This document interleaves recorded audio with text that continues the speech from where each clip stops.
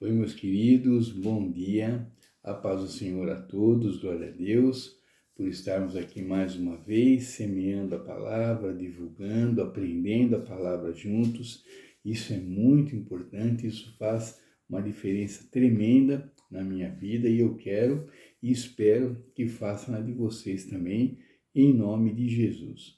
E hoje, queridos, para a nossa reflexão, livro de Malaquias, capítulo 3, versículo 10. É um versículo bem conhecido que fala sobre dízimo, que é um assunto que ainda causa um pouco de estranheza em algumas pessoas, né?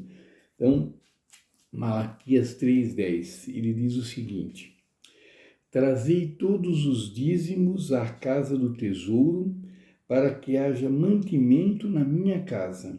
E depois fazei prova de mim, diz o Senhor dos Exércitos, se eu não vos abrir as janelas do céu e não derramar sobre vós uma bênção tal, que dela vos advenha a maior abastança.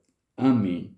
Bom, meus queridos, esse é a Bíblia convencional, né? Só de curiosidade eu vou ler também na minha Bíblia de linguagem contemporânea. Daí aqui é assim: tragam o dízimo completo para o tesouro do templo, para que haja ampla provisão na minha casa.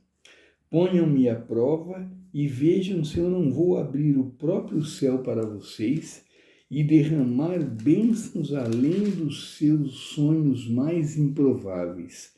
Amém. Bom, queridos, né? São duas Bíblias com a linguagem diferente, mas o sentido, né, é o mesmo, né?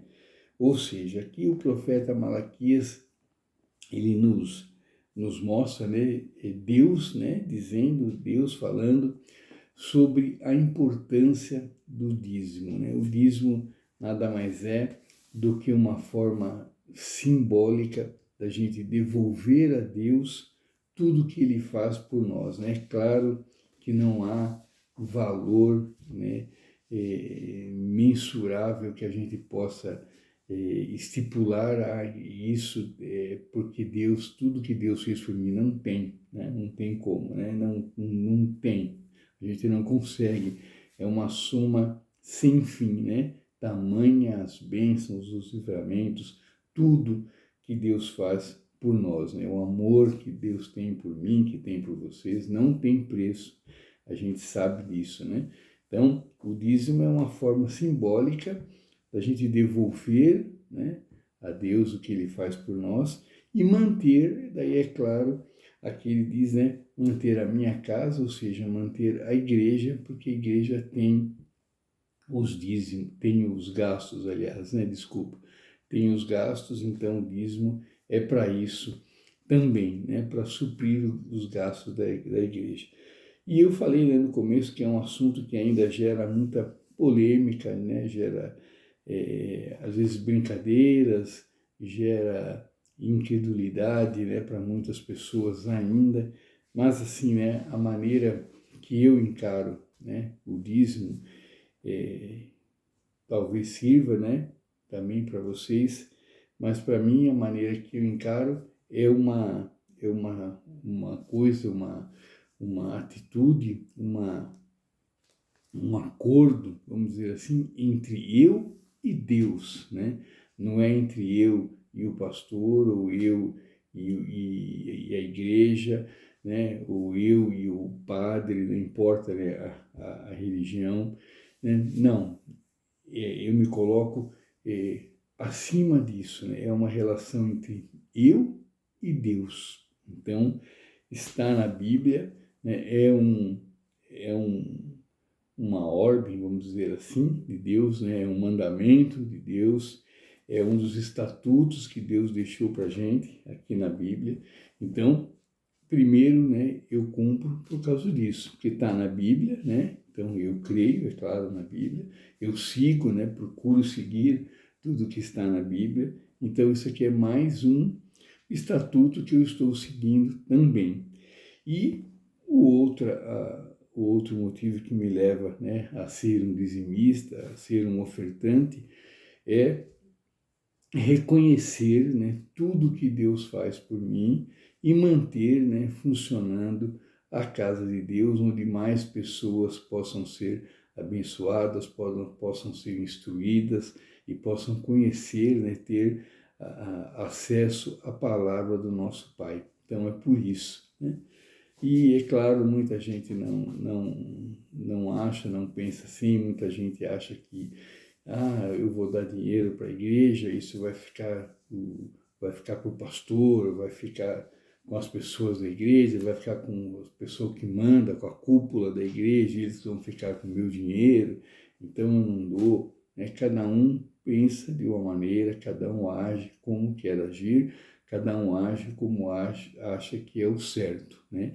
Eu acho que o certo é esse, como eu disse, está na Bíblia, eu estou seguindo o estatuto aqui da Bíblia, e como eu disse, é uma relação entre eu e Deus, né? Se o pastor, se o padre, se o dirigente, se o ministro da igreja, seja lá quem for, se ele vai usar esse dinheiro erroneamente, é problema dele com Deus, né? Não é problema meu com ele. Né? A minha parte eu fiz, como eu disse, é uma relação minha com Deus. Se ele vai fazer alguma coisa errada com o dinheiro, não vai dar o fim que realmente precisa, ele que se entenda com Deus, uma hora ele vai ser cobrado, né? Então uma hora ele vai ter que se entender. Tá bom, queridos? Então, eu resolvi falar sobre isso porque é um assunto que gera realmente muita polêmica ainda, gera desconfiança, e só para deixar claro para vocês qual a minha posição com relação a isso, e se alguém, né, se ainda tinha alguma dúvida, tem alguma dúvida sobre esse assunto, né, e espero que tenha chegado um pouco mais de esclarecimento sobre o assunto e tenha clareado a sua mente sobre esse assunto. Tá bom, queridos? Mais um assunto, né, sobre o nosso querido Deus, mais uma forma da gente agradar a Deus, mais uma forma da gente seguir os estatutos de Deus, mais uma forma da gente se aproximar cada vez mais de Deus. Né? Tudo que a gente fizer, né, queridos, que seja para a honra e para a glória do nosso Pai, que seja para engrandecer o nome do nosso Deus.